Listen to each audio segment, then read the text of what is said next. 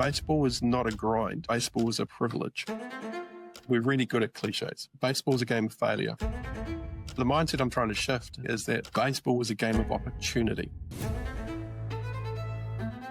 From a Padres perspective, I want to be part of an organisation that empowers our people to be extraordinary. I want to bring joy to the people of San Diego. I want to be happy and healthy so I can add value to the people I love and the people they love. There is work-life balance. It's just not the same as your friends who work Monday to Friday, 9 to 5. Sport's not like that. If we get these 4 areas right, that gives us the best chance of winning a Rugby World Cup. The All Black coaches understood that they were part of the problem. And if they were part of the problem, then that becomes really empowering because now they can become part of the solution. My name is Kyla Colbin. You're listening to my interview with Don Tricker, and this is the Hunger and Heart Podcast. Enjoy the show. Hello, my name is Kyla Colbin, and welcome to episode 34 of Hunger and Heart, a podcast on the intersection of wild ambition and fierce compassion. My guest today is Don Tricker. Don was a former player and coach of the Black Sox, New Zealand's national softball team. He worked in IT for a number of years before joining Sport and Recreation New Zealand. After playing a crucial role in the analysis of New Zealand's disappointing performance at the 2007 Men's Rugby World Cup, Don was appointed by New Zealand Rugby as high performance manager in 2010. In 2018, he shifted gears again and moved to the United States, joining Major League Baseball's San Diego Padres as Director of Player Health and Performance. In this conversation, he shares an extremely specific 6-step process to break down a big picture vision into tangible efforts that can be observed by anyone. Seriously, this is one you can take away and apply straight away in your context. We talk about culture building actions that he calls low cost, massive return. And we talk about the emotional price of high performance and how to pay that price guilt-free. So here you are, my conversation with Don Tricker. For people who are not familiar with your story, I wonder if you could give us a little bit of the Don Tricker creation myth. How did you get to where you are? What's your backstory? Yeah. I grew up in Porirua, New Zealand. Porirua is for those who are from New Zealand, is a very diverse community, multicultural, a pretty good blend of European, Māori and Pacific Island. So my best friends are still the guys I went to high school with, and we were pretty much all the same. We all came from large families, and no one locked their doors. So we lived in each other's homes. So from a cultural sense, I was exposed to different cultures from a very, very early age. I grew up in what I call a salt and pepper household. And by that I mean in terms of myself and my brothers, we were always strategizing at the dining room table. So over dinner, we'd be having salt and pepper shakers. We'd be moving them around about defensive positioning for whether it be rugby, whether it be softball, whether it be all sorts of sports. So again, we were trying to figure out which is the best way to position pieces on a chessboard, so to speak. So always been involved in sport. My grandfather played in the very first game of softball in New Zealand, and that was why there's a massive family connection to the game of softball. So he worked at the Ford Motor Company in Eastbourne, and a lot of the staff were Canadians, and that's how softball started in New Zealand. And so my grandfather went on to start the club in Porirua, and he also ended up being New Zealand's head umpire. So that was a family connection to softball. So everything I did in softball was essentially as a volunteer. So I played as a volunteer. I coached kids. I coached the national team as a volunteer. And while I was doing that, I was working in IT. So a lot of the stuff that I bring to my coaching was one of the things that we did in IT. Along the way, I got married. I've got 3 children. who keep me entertained. They're now adult children. I'm now Terry and I are recently grandparents. So I had a first grandchild a few months ago. And then from softball, we had success. And then there's the odd, it's quite weird in terms of people think once you have success, you might have a few ideas. So then that opened up a few more opportunities. But really success comes down to good people.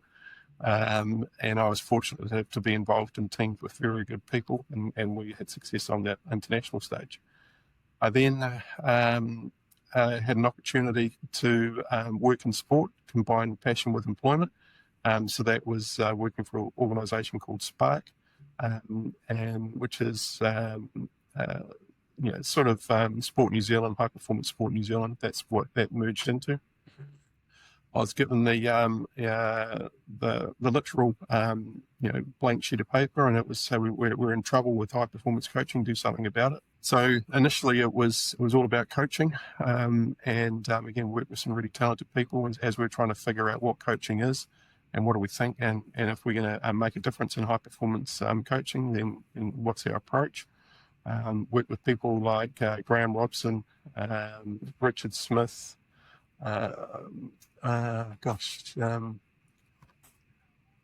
Lynn Johnson, sorry, just name escaped me. That was the initial crew, and from there we thought an awful lot about coaching, and it's like anything, we start really, really broad, and then we narrowed it down to say this is what we think it is. Then from there we just created programs for New Zealand high performance coaches, and in terms of growing capability of coaching in New Zealand. That job took me to Olympic Games, where I was essentially mentoring coaches, and then the role sort of got a little bit bigger, from high performance to all coaching, and then I moved on from there into like performance consulting with Olympic programs, and really all I was trying to do there was help them figure out what they wanted, and then declutter. Because interesting enough, the hardest question to answer is what do you want? And that when I asked that question, sports were really, they couldn't tell me what they wanted. So then that was a pretty good start. From there, I did a little bit of work with rugby, and was involved in the review of the 2007 Rugby World Cup, which wasn't a very pleasant time. And then I started working full-time in rugby around the back end of 2010, and that was heading up the New Zealand Rugby's high performance program. So that was all again about in terms of what do we really want, and then creating a strategy that binded all the players in high performance. So essentially we built one team in terms of got clarity around what we wanted. And then all the way through, as you know, New Zealand Rugby there's layers, and then at each layer it's like, so what's your role? And I took a bit of an IT approach to it, and used a bit of a supply chain model in terms of at each stage in there is someone's a supplier of talent, and someone's a customer, and then just trying to figure out in terms of, okay, who are my customers, what do they want? And then who are my suppliers, and how do I work with my suppliers to ensure I get a better chance of getting what it is that I want? And then so that with rugby, so that the scope of that role was doing a fair bit of work with the All Blacks, and my role with the All Blacks was more of helping them figure out strategy around, if we're going to win a Rugby World Cup, what do we need to be really good at? And then I provided like an external perspective where I'd pop in and see if I can find my way from process to strategy in terms of, as coaches, we're opportunists, but some of the opportunities that we take on add clutter to the environment. So my job again was just to ask the coaches to say, remind me how this aligns to strategy. And if it doesn't align to strategy, we let it go. And then we became strategic opportunists. I know there's so much more to this story. I know there's so much more to this story. I'd like to ask some questions so far. I already have a bunch of questions, and so I don't want to leave them, and then we'll come from rugby into your current role with the Padres. My first question is, you came out of IT. Yes. Into this role, and I heard you talk about the people you worked with, remembered all the names. I heard you talk about taking a kind of supply chain approach. It is still quite different, isn't it? Working with coaches for how to develop coaches than it is for being in IT. Where did you get those skills from? Are those skills that you had from being volunteer coach of softball? Like, who were your influences there? How did you learn to do that job? I'd say it's growing up in Porirua and understanding that people are different. It all comes down to people. So IT, sport, anything, it's all the same. It all comes down to people. And again, it's like, so if it comes down to people and you have really good, if you can understand people and view the world through their eyes, then you've got a pretty good shot. So again, one of the things that I use and brought out of IT is one of the greatest gifts in IT was the copy and paste. Saves a lot of time. But it's the biggest trap in coaching. It's the biggest trap in development, is that the key to it is the edit. The magic is in the edit. And that is, hey, someone's got a really good idea. I'll copy that idea. And now I'll edit that idea for my context and make it my idea because it's solving my problem. And now I can explain it to others.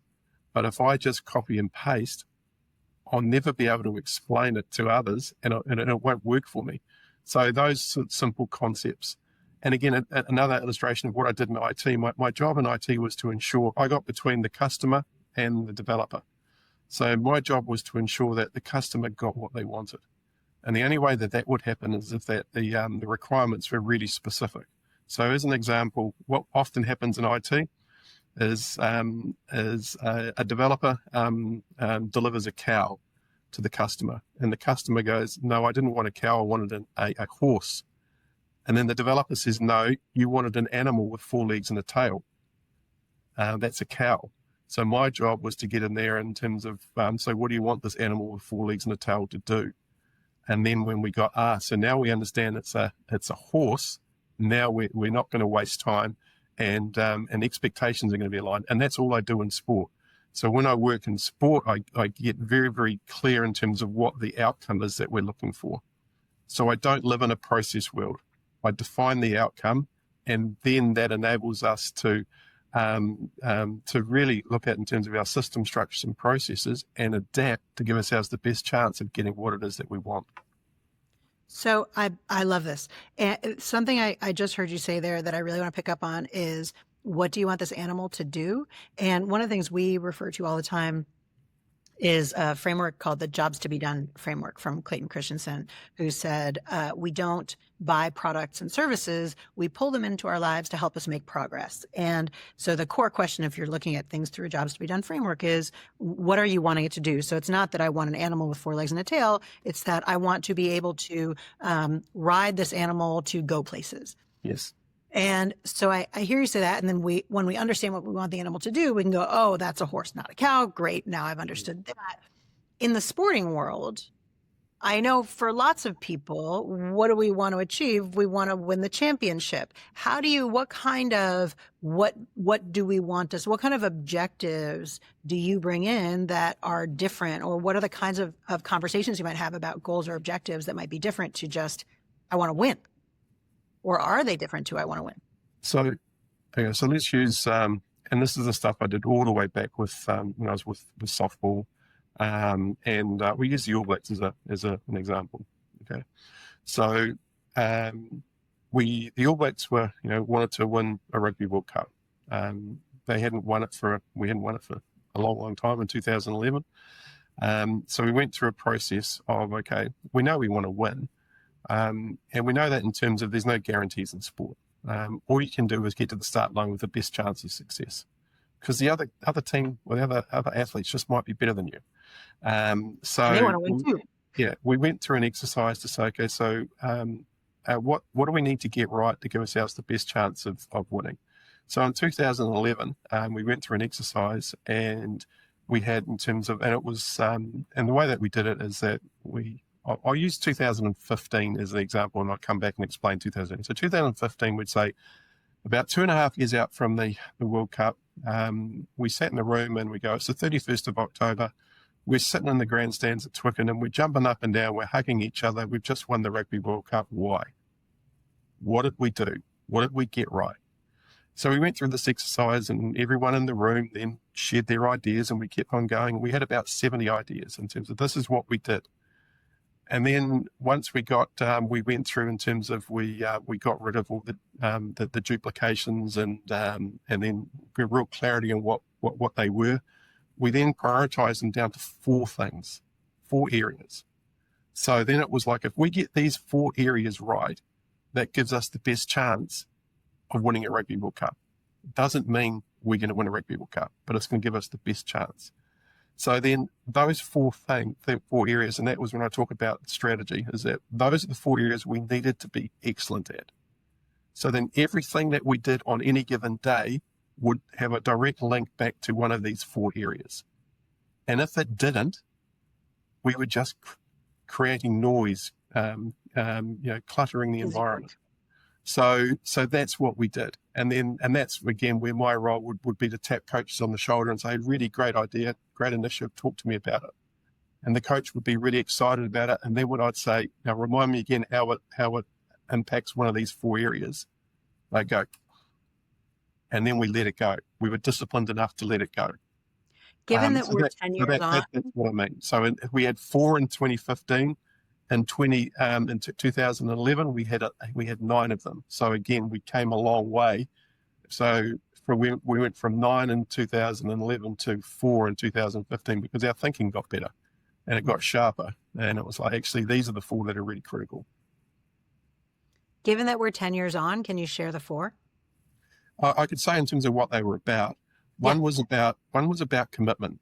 One was about I'm in this because, and Steve Hansen would talk about bone deep commitment in terms of and this is broader than the athletes. This is the staff. We're in this. We're committed to win a Rugby World Cup. We're prepared to pay. We've figured out what the sacrifice is or the price that we're prepared to pay on a personal level to make that happen, and we're prepared to pay that price guilt free. Another one was about pressure. Was about in terms of embracing pressure. Another one was about alignment. So it was about one team. So it was how does Super Rugby help the All Blacks win a Rugby World Cup? And then what is Super Rugby's role? How does the board help the All Blacks win a Rugby World Cup? How does our commercial team help the All Blacks win a Rugby World Cup? How do our significant others help us win a Rugby World Cup? So we went through that process and we started to define roles in terms of role definitions, in terms of what it is, what it isn't. And then we got clarity around in terms of, so how do we all play a part in enabling the All Blacks to win a Rugby World Cup? And in doing that, we're going to bring an enormous amount of joy back to New Zealand. So that was the approach. And then the 4th one was about the game. So if you look at it in terms of only 1 was about a game and 3 were environmental. Amazing. So that when you say game, I'm assuming technical, tactical, fitness. Yeah, technical, tactical, about how we're going to play the game. Yeah. And how are we going to play the game in such a way that the other teams aren't going to break down our game. So again, it's like we've got game plan A, game plan B, game plan C. So from that it was so the focus wasn't really on the game. It was on what are the critical skill sets that will enable us to play game A, game B, game C. So then it was, let's get really good at those critical skills. So again, we went for an exercise to define what they were, because we typically talk. We think everyone knows what the critical skills are, but we went through an exercise where we defined them. We defined them in such an extent that I've got no rugby pedigree. Okay. So we defined them in such an extent that I could either see it or not see it being played out on the rugby field. Mm-hmm. And then if I can't see it being played out, then I had license to talk to the coaches to say, I can't see it. Whatever we're doing isn't working. We might need to make some adjustments. So I want to come back to the first of those 4, the commitment.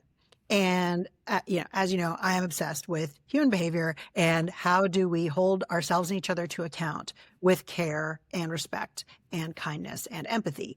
And so that commitment thing, I would imagine that this is something that lots of folks would like to cultivate in their teams and struggle with. How do I do it? And how do I do it particularly when we've agreed that this is what we're going to do, and then someone looks like they're maybe not living into the level of commitment that we agreed we were going to be displaying? There's a couple of things that's we need to understand the context of high performance. Okay, in high performance, we have our backs to our families for long periods of time. So we need to understand what that means. So for me to have my back to my family, I need to understand what's the price that I'm prepared to pay for that to happen. And it's very personal to me. And I need to, and I talked about paying it guilt-free. I don't then, once I'm prepared to pay that price, I don't go back and say, poor me. And then once I'm not prepared to pay that price, I need to get out and do something else. But the other side too is that when I'm facing my family, it's about serious value back to the family. So it's about being present. So again, it's guilt-free because I've already paid my price. I've been away for 2 months or whatever. Now, and in rugby, we started working in the high performance space with a concept of my family loves me working for New Zealand Rugby. And then it was a case of, okay, so if that's true, then what does that look like for your family? Now, when we first started that concept, my staff would think it was rugby's responsibility to make their families happy. And then we quickly transferred that responsibility to say, we don't know your families. You know your families. What would make them happy? And then we started to understand that. And then there's some things that we could do that could contribute. Again, access to trainings and getting on the field and doing those sorts of things, those experiences that no other families have. So, but once we understood that, then we could do that. And then, so I'd have lots of examples of how I did that, how I connected with the children of the people that worked in the high performance team at New Zealand Rugby, because that was how I connected. I didn't connect through the partners. I'd send notes to the children. I'd send, movie vouchers and things like that, saying how proud we are of their dad. Know that they miss him. Here's some vouchers that you can take your mum to, but hey, save a couple of these vouchers because there's a really good movie coming up that you can take your dad to when he comes home. So little things like that, low cost, massive return. And in sport, we do have our backs to our families for long periods of time, but we also create opportunities for our children in particular that no other kids get. So an example, Sonny Bill Williams on a day off came and watched my girls play netball. How do you think my girls felt? And then once word got out that Sonny was there, thousands of people showed up. So it was incredible for Sonny. And again, he recognized the impact he knew the impact he had on the community. But that's where, again, it's like, so here's an opportunity for my girls to go, wow, Sonny Bill Williams came and watched me play netball. I want to pick up on something you're saying there, which is this idea that I heard you say small investment, huge return. Yes. And just before, when you talked about the 4 key areas, 3 of them, and only one of them technical tactical, 3 of them environmental. And what I'm hearing you say is this focus on how do people feel? If I'm the high performance player, if I'm in elite sport and pro sport, I've got my back to my family. How do I feel? How do I navigate that environment so that I can guilt-free have my back to my family for the time that I'm going to have? How do I navigate the way my family is going to feel, my kids are going to feel, such that we can give ourselves wholeheartedly to this endeavor? And what I am assuming, what I believe, but what I want to test with you is that in order, I'm going to state a hypothesis as if it's fact, but I want you to challenge it or tear it apart. In order to achieve at a World Cup or Olympic gold medal or Major League Baseball level, I have to be free to give myself wholly to this endeavor. Is that a fair statement? Yeah, but there's also one other part too, is that right. You need to be happy. Say more about that. So again, sustained success isn't possible if you're miserable. So if, there's all sorts of, the people over here would say winning solves everything. And so, yeah, in the short term, probably, but not sustained success. So again, it's like anything. If you come to work and you're just miserable coming to work and everything that you're doing, It's like eventually that negative energy is going to have an impact, not only on yourself, but you're going to drag others down with you. So that's the other part in terms of we've got to work really hard to ensure that environment is a happy environment. With happiness, if you get your people right, your people are happy, then amazing things happen. When I think about in terms of what do we really want to do in terms of high performance sport, we want to create an environment that empowers our people to be extraordinary. So if our environment is one that makes them miserable, then there's no way they're going to be extraordinary. They might be able to turn it on, but it's not going to be sustained.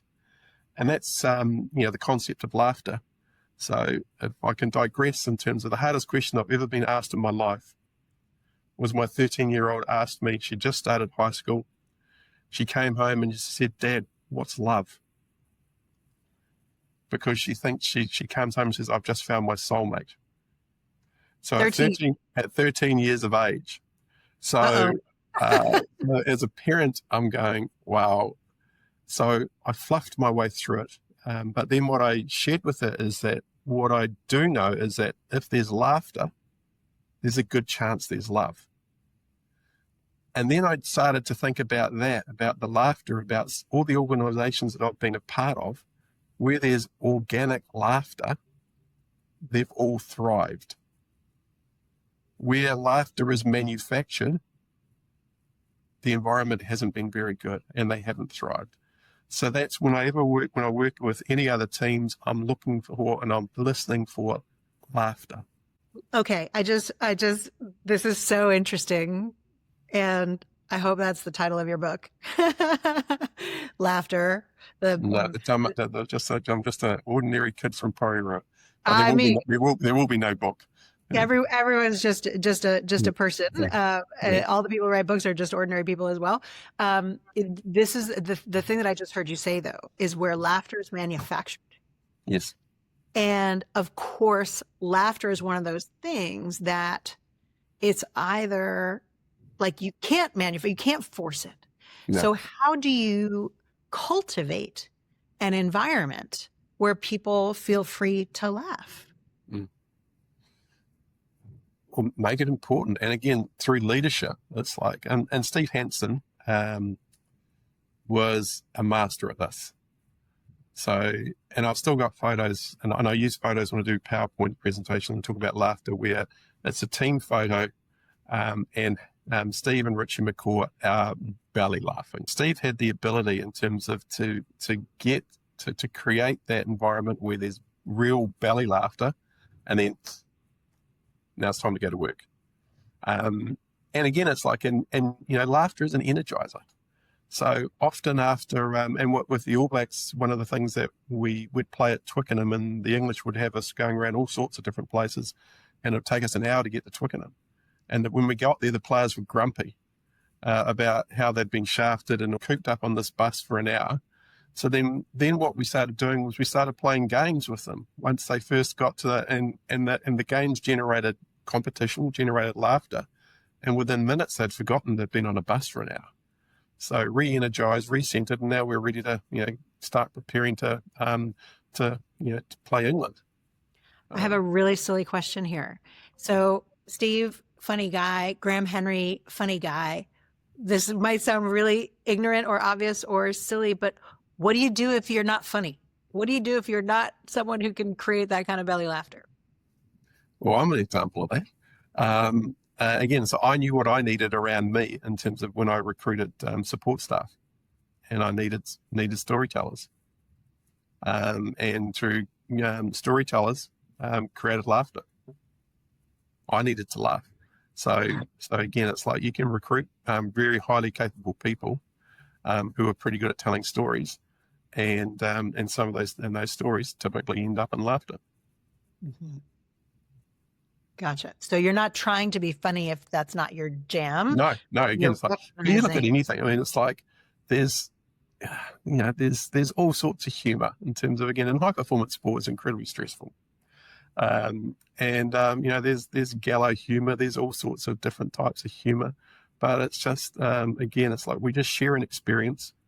and laughter brings us back together.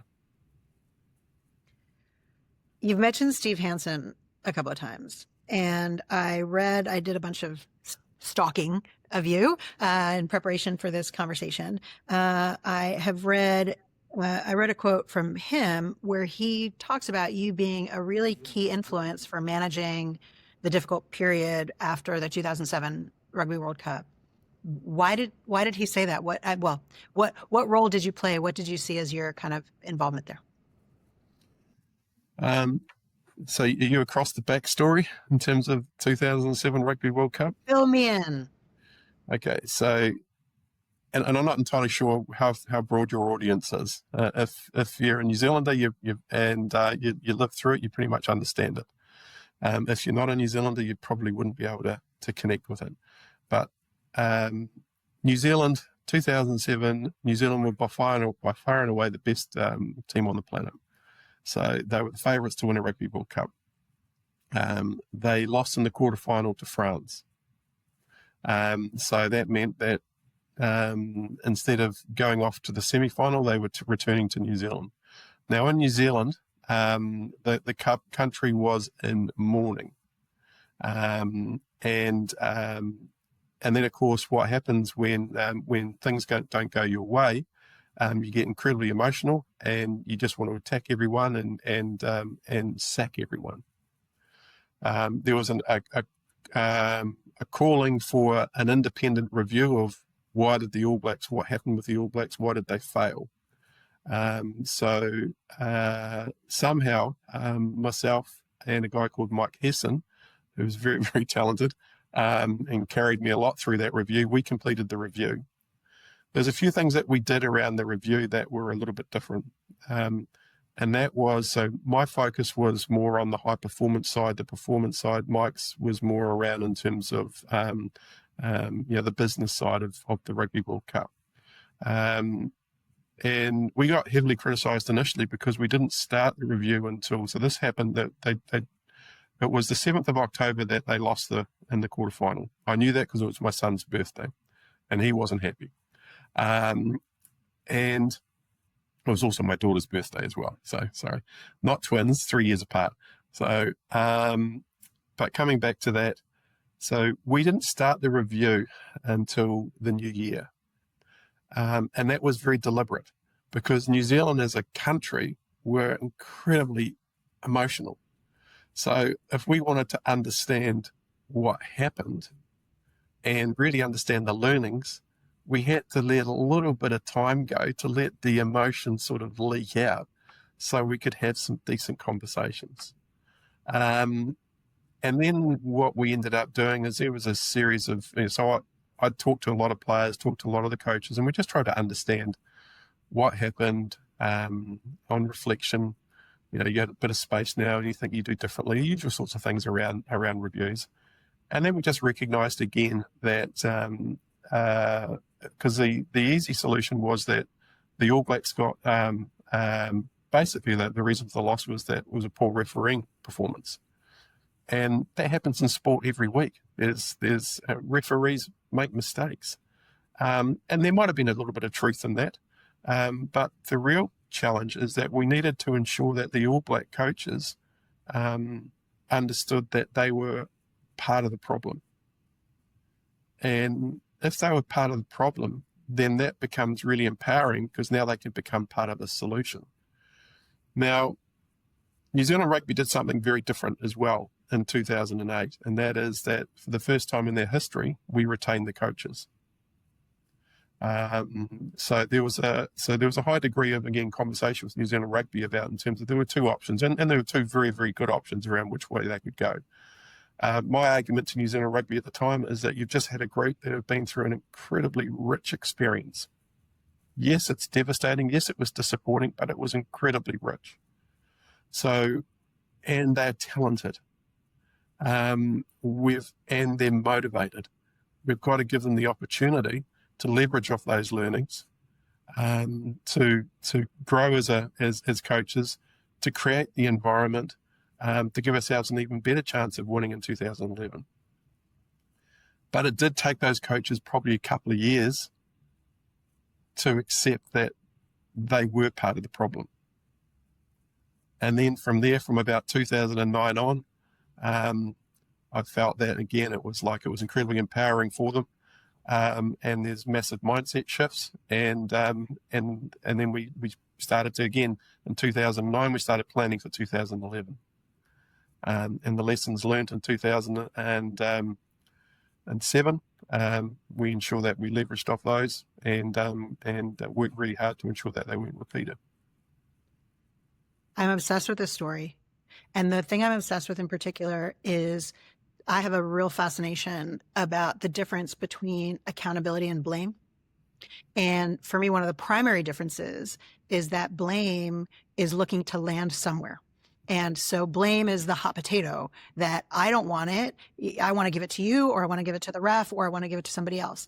Whereas accountability is, it doesn't matter what the origin or what the ultimate reason was. What is within my power? What did I do, not do? What can I learn? Where can I improve here? Regardless of whether the ref is making good decisions or not, that's not my problem. I'm accountable for myself.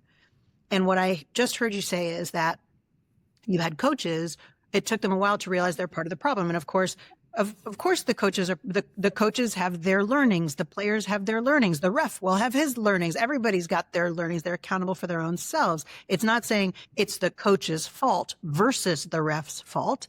It's going, the coaches are responsible for the coaches. What I also just heard you say is it took a couple of years for them to come around to that. And what I'm really curious about is you made the case to New Zealand Rugby to go, they've just been through this rich experience. I'm making up a bunch of stories of, if I were in your shoes, if I'm conducting the review, what I would be looking for from the coaches is, I am hungry to take what I've learned about what didn't work about what I did, so I can change it and modify it. But I also just heard you say it took them a couple of years to come around to that. So first of all, have I got that timeline wrong? And second of all, what did you see in terms of how the coaches reacted to that loss that caused you to back them? In addition to the general, they've been through the rich experience and we want to give them a chance. But did you see something in the way they were responding or coping with that loss? I'd say that, again, if people talk to me about what do you need to get right to give yourself the best chance of sustained success, it all starts with people. And again, it's like, get the right people. They were the right people. They were the right coaches, incredibly talented. And they were, and if I was to say to them, they just made of the right stuff. Now, not all of those coaches took 2 years. Some of them took probably a couple of weeks to realize that, yeah. But as a collective, it probably took a couple of years.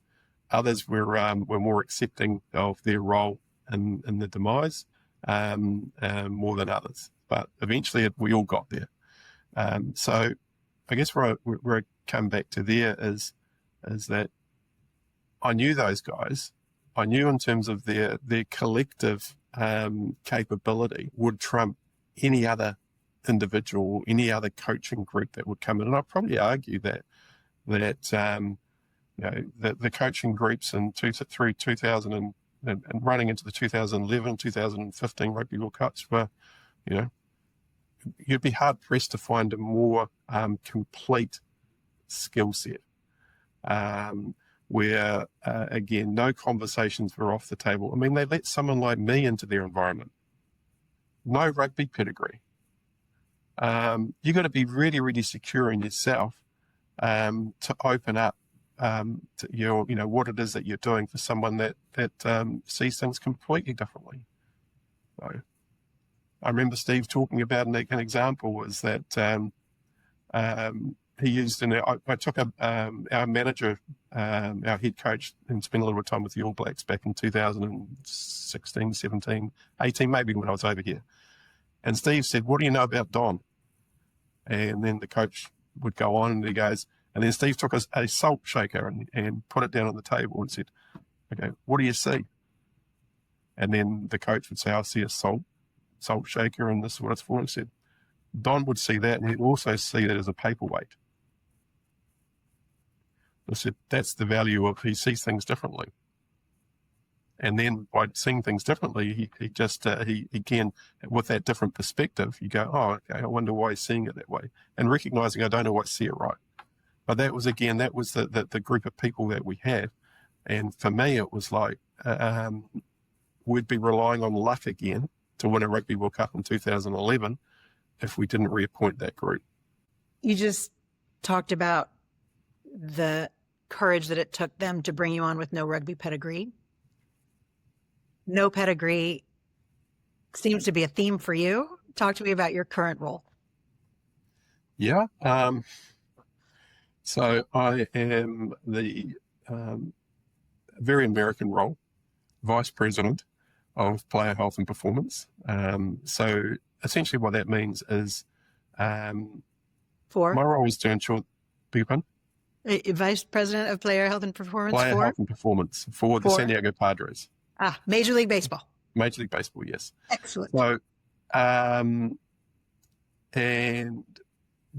so I was a group of the GM from the Padres came to New Zealand, met with me, and then one thing led to another, and I ended up being up here. But the role is, again, no baseball pedigree, never played a game of baseball in my life. Yes, I've been involved in softball for a long time, but softball and baseball are two very, very different games. The people in the Padres, very few of them actually know anything about my sporting background.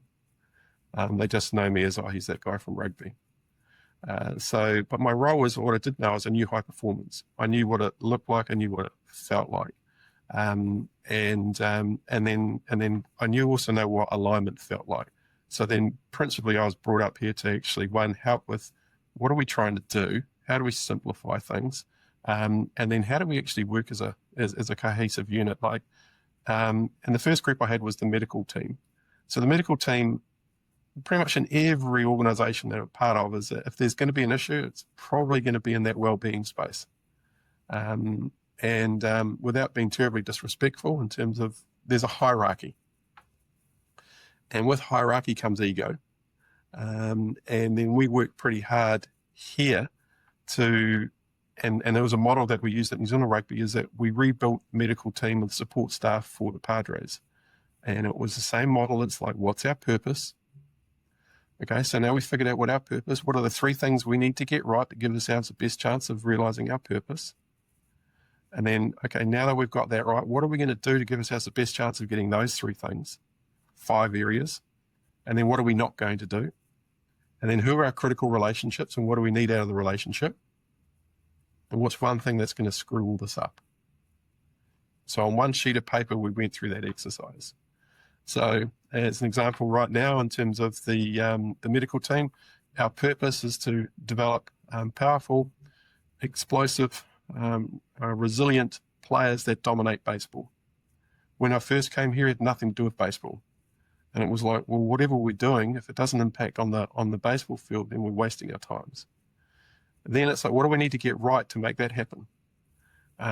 We need to partner with the player to understand what's getting in the way of performance.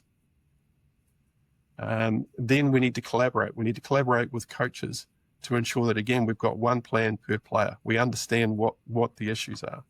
And then the last one is ownership. The players need to own their plan. It has to be their plan.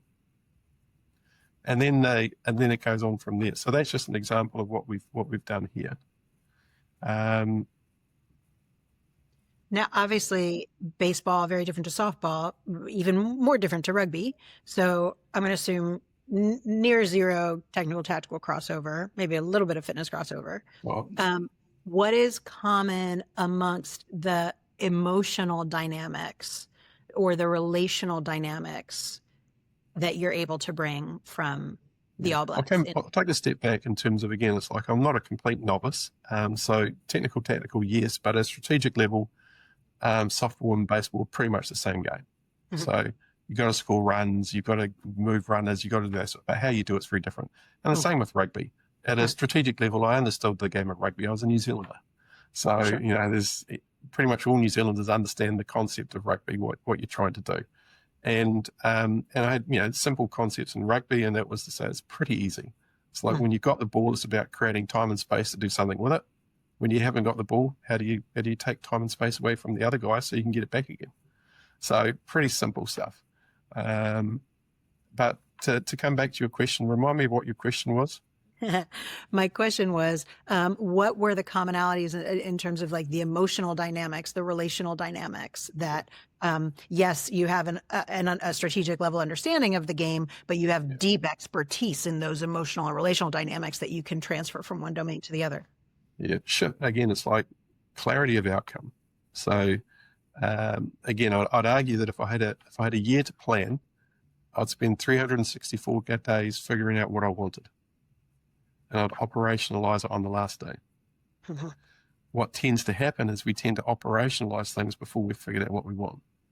So when I think about planning, when I think about anything, is that there's two things that don't change. What you want can't change. And your current reality is not going to change. Between today and where you are, there's going to be constant changes.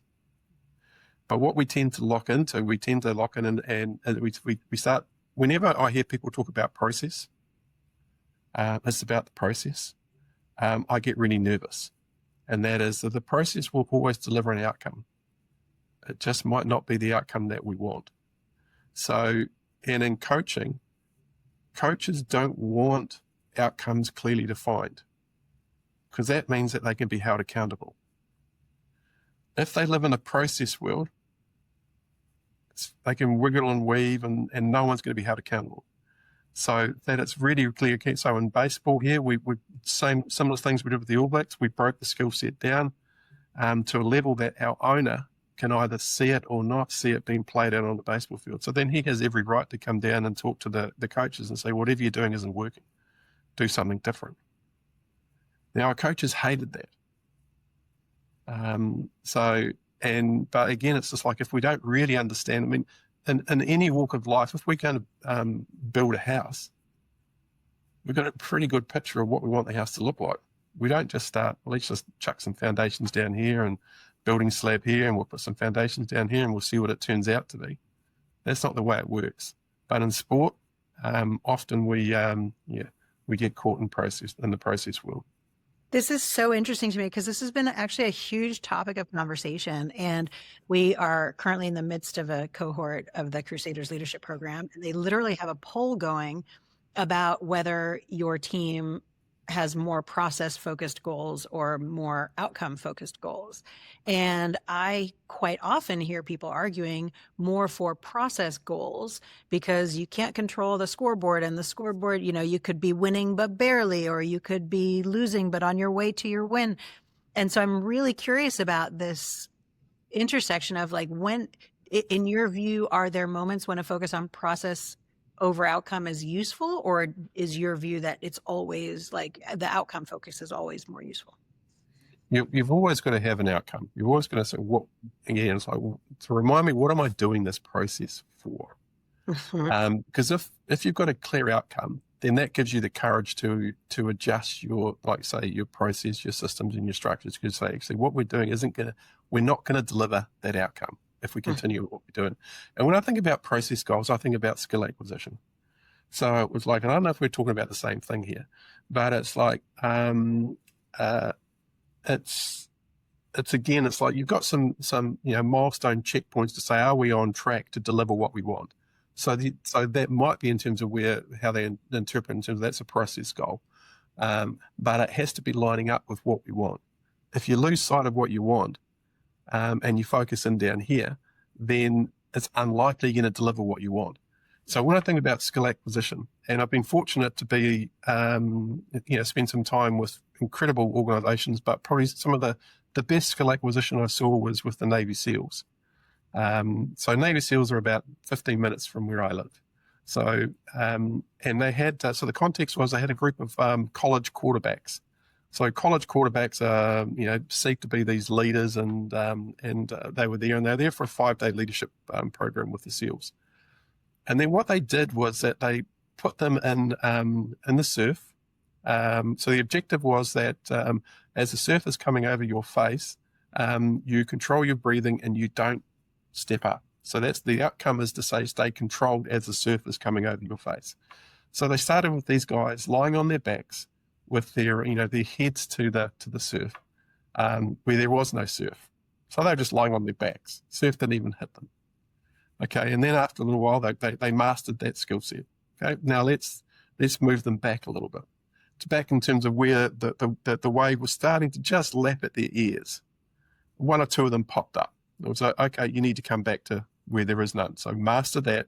Now let's go and as the surf just hits your ears. And then eventually they got them back in terms of, again, it's like as the surf just started to come over the tops of their heads, and they all come up. So then it was like, okay, we haven't mastered that skill set. We've got to come back again.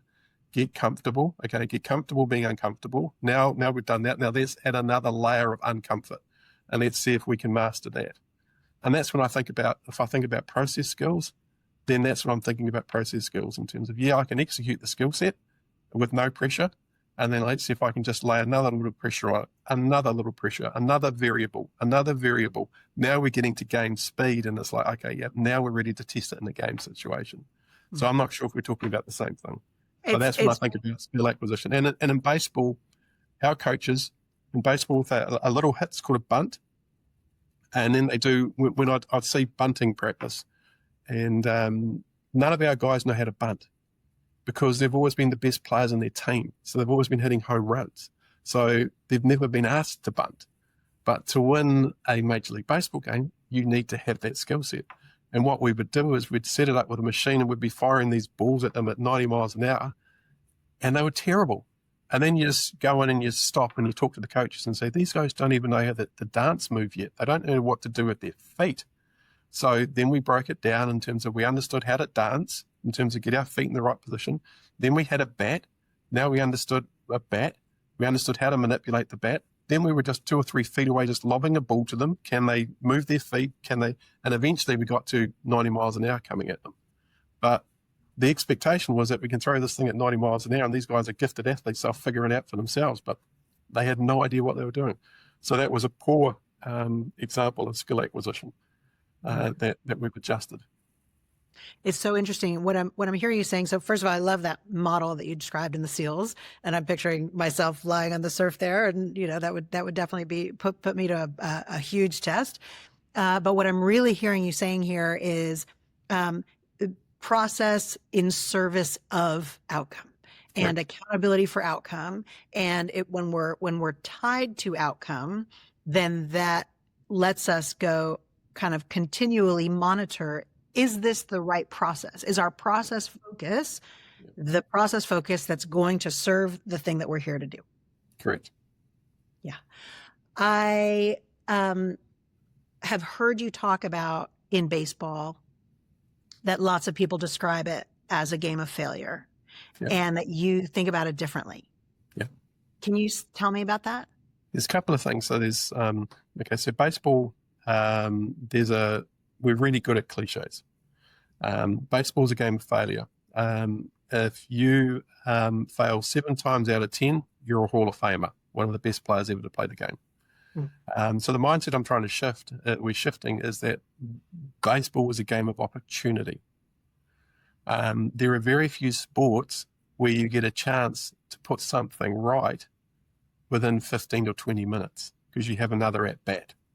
In most sports, if you haven't been successful, you have to wait a whole week for a chance to put it right. So therefore, the mindset is that game of opportunity. The other one that they talk about a lot is that baseball's a grind. Now, baseball was by far and away the toughest sport I've ever experienced. The relentlessness of it. We play 162 games in the regular season. We play 30 games in the preseason. If we're good enough to get to win it all, you're probably playing another 20, 21 games. So it's every night. It is, and again, coming back to a bit like the SEALs, it's like working on a beach. There's a wave that hits you. So you can't spend a lot of time reflecting on that wave because if you do too much reflection, another one's going to hit you because there's another game. So at baseball, we're really good at flushing. We weren't very good at reflecting. So we're again working on opportunities to say, okay, how can we reflect a little more and just flush just a little less?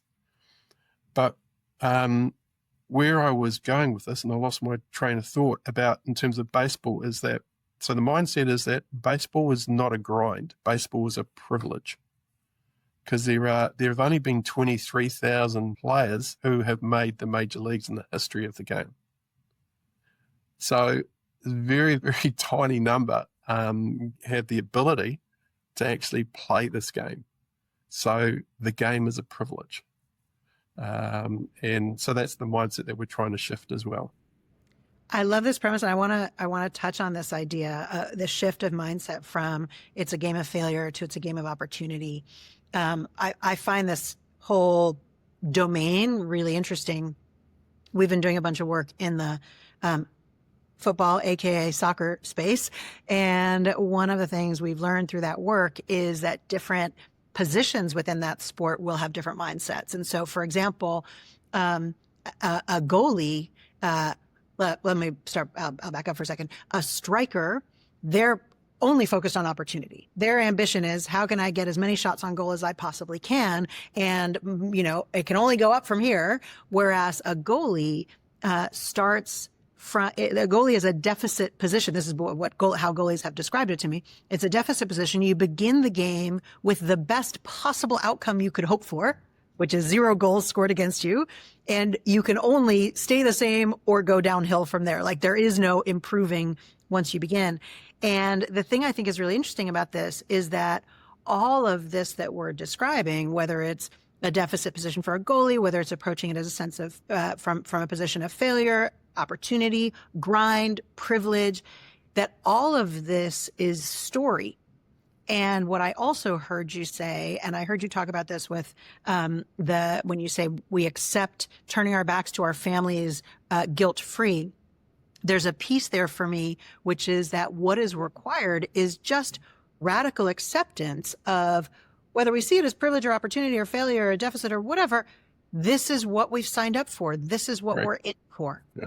And that once we do that, then we stop going, oh, yay, or oh, boo, or oh, this is hard, or oh, this is great, but more just going, I am here in this moment to do what I need to do.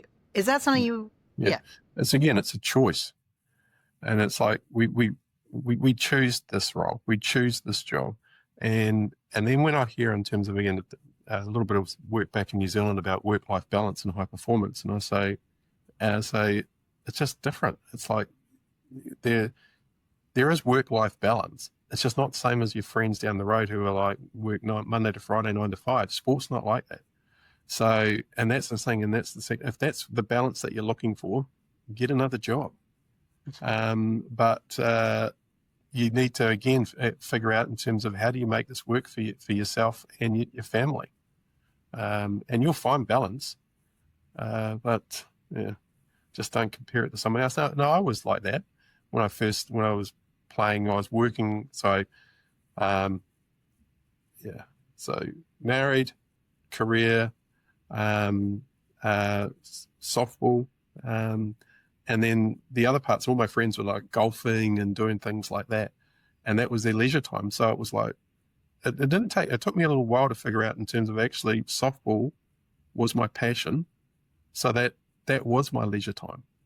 So then I dropped the feeling sorry about I couldn't play golf and things like that. So no, I choose not to do that, or I choose not to go out with my friends on a Friday night and things like that because I wanted to do this.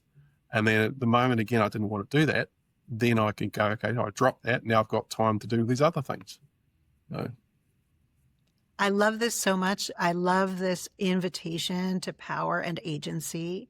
And that word choice is so critical. I read this article once about this guy. It was really random. It was this guy who was obsessed with correcting a particular kind of mistake on Wikipedia. Like, he spent all his time hunting down and correcting this really particular, it was like a grammar thing, or I don't remember what it was exactly, but it was like a weird thing. And they interviewed him and they're like, well, what do you think about spending all your time on this? And he was like, well, there are people who spend a dozen hours every Sunday watching all the football games and, analyzing them. And there are people who spend all their time like knitting or crocheting or whatever it is. And he's like, this is how I choose to spend my time. And it was such a delightful acceptance of, we all have the same amount of time.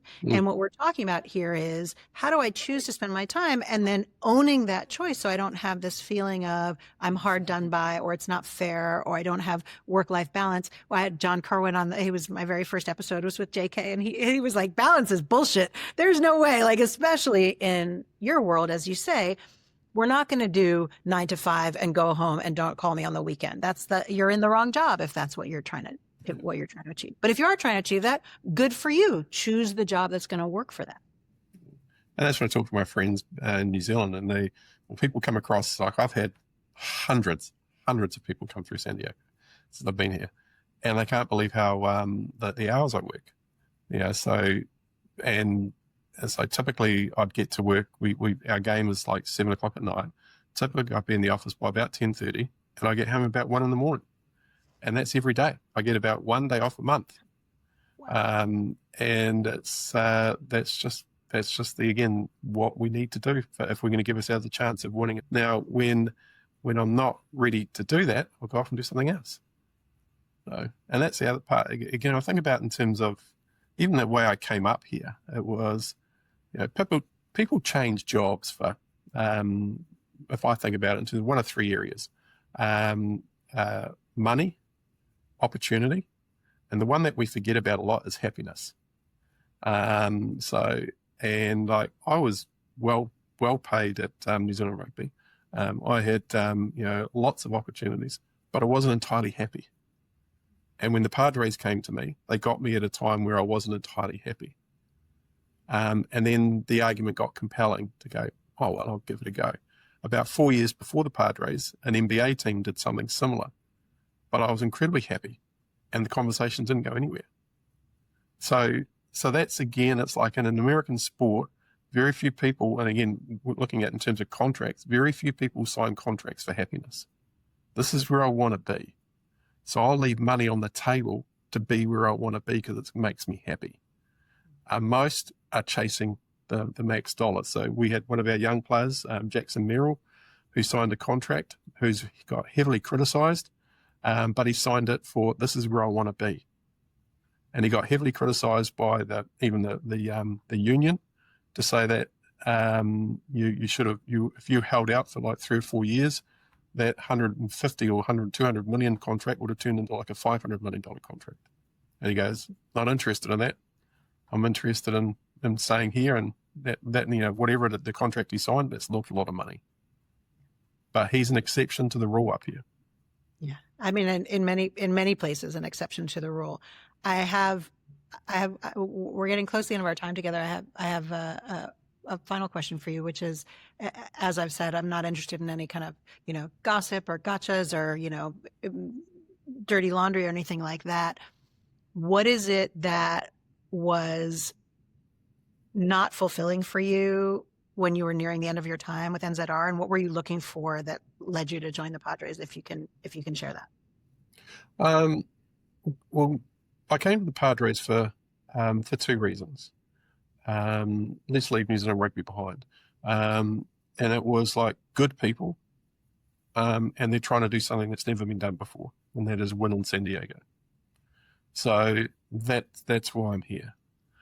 We haven't won yet in San Diego. We've been to the playoffs, 4 times in the last 6 years, which is unprecedented in San Diego. But we haven't. So we're getting pretty good at knocking on the door. We haven't figured out a way to break the door down, and that's what we're trying to do. Because winning in anything is really, really hard. The unhappiness at rugby, we'll just leave it in the past. Fair enough. Then I have an additional final question for you, which is, so 2022, my understanding, again, actually probably worth saying, my ignorance around baseball knows no bounds. So, impossible to overstate my level of ignorance. So my understanding, 2022, pretty good year for the Padres. 2023, pretty difficult year for the Padres. I read an article that was kind of calling into question in The Athletic, that was kind of calling into question all sorts of stuff that was going on behind the scenes. And so my question there is, how do you manage, regulate your own emotional state with the ups and downs that are inevitable in high performance sport? Um, Again, if you're working with good people, and then it really just comes down to, in terms of, if I think about in terms of the value that I add, really comes down to the people I work with, and essentially the people I love. So if the people I love think I'm not an idiot, and I work hard, then that's all I need. I don't really give a toss what other people think of me. The article that you may have been referring to in The Athletic was a terrible piece of journalism, but it's out there and people latch onto it and all the rest of it. And again, it's like they just, if you want to sensationalize something, you'll find someone who was a former Padre who's a bit aggrieved, and they'll sling stuff around. So I typically don't worry about what other people think of me, because I can't control how they think of me. They don't know me, but the people that know me, they're the ones that I'm concerned about. And I came back to at the start, in terms of my very best friends are the guys I went to high school with. And why are they my very best friends? Because they know who I am. They know that if I ever get ahead of myself, they'll let me know. They know that if I ever get myself into trouble, they will be there for me in a second, ensure that I'm safe. And then once I'm safe, they'll let me know that I've been a bit of an idiot. And that's all I can ask for. And I come back to the Navy SEALs again. So the Navy SEALs went through an exercise, and they call it their what and their why. And it's all about keeping them in the fight. And I came back from there and thought, I've never done anything like that. So it took me 10 minutes to drive back to work. And then I did a bit of a what and a why from a Padres perspective and a personal perspective. So from a Padres perspective, what do I really want? And it was like, I want to be part of an organization that creates that environment that empowers our people to be extraordinary. And then, why do I want that? Because I want to bring joy to the people of San Diego. And then I thought about it on a personal level. It's like, what do I really want? And it's like, I want to be happy and healthy. And then, why do I want to be happy and healthy? And it was so I can add value to the people I love and the people they love. So if I get up in the morning and go for a run and I think, why am I doing this? I come back to, because I want to be happy and healthy. And if I'm happy and healthy, then I can add value. I love this so much. What a beautiful way to end our conversation. Don Tricker, thank you so much for spending this time with me. It's been an absolute delight to chat with you. My pleasure. Thank you so much for listening. I got a ton out of this conversation. One of the things that made me reconsider my own approach was the way he talked about process. So outcome only is hard because we don't control the outcome. But what I learned from him is this idea that process only can be a cop-out, because we can say, well, we weren't trying for that outcome anyway. We were focused on the process. So this idea that the focus needs to be process in service of outcome, I love that concept. I'm absolutely grabbing it and putting it in my pocket to take with me. And it actually reminds me of something that I heard Joe Mazzulla, who is the coach of the Boston Celtics, talk about the other day. It was Kids Day at their stadium, and a kid asked him how he sees the role of fun. And he said, fun can be a cop-out. This idea that like, well, we're not trying to win, we're just trying to make it fun. How do we combine the fun, the process in service of those outcomes to which we are aspiring? Absolutely love it. Thank you again for listening. Please do let me know your feedback. You can reach me on hello@kylacolbin.com. that email comes directly to me. I am the one who reads them. I am the one who responds to them. So always love to hear from you. And if you are enjoying the podcast, please do like, subscribe, follow, give the algorithm all those informations, all those signals that it should serve more of this kind of thing to you. I am always grateful for your offerings to the algorithm gods. Thank you again, and see you next week. Hunger and Heart is brought to you by the Crusaders Leadership Program. Whether you're coaching under fives or a professional team, we all want the same thing: to build a culture of trust, to get the best out of your people, and to grow players into leaders. The Crusaders Leadership Program lets you get up close and personal with some of the greatest rugby legends of all time. People like Sir Wayne Smith, Sam Whitelock, Kieran Reid. You'll connect with a global group of ambitious, caring coaches from a range of codes and backgrounds. And most importantly, you'll gain skills and techniques to drive impact and outcomes for your team. The Crusaders Leadership Program is a 2-week, high-intensity virtual experience. It is delivered exclusively online, accessible from anywhere. Hunger and Heart listeners get 10% off the full price of the program. Use the code HUNGER at checkout. You can find out more about the Crusaders Leadership Program at crusadersleadership.com. That's crusadersleadership.com. Hunger and Heart is created by BOMA and the entire BOMA team, including Tito Bernal, Ray Jangle, Hannah Hudson, Johanna Coxon, Sunil Unka, and me, Kyla Colbin. Thanks for listening.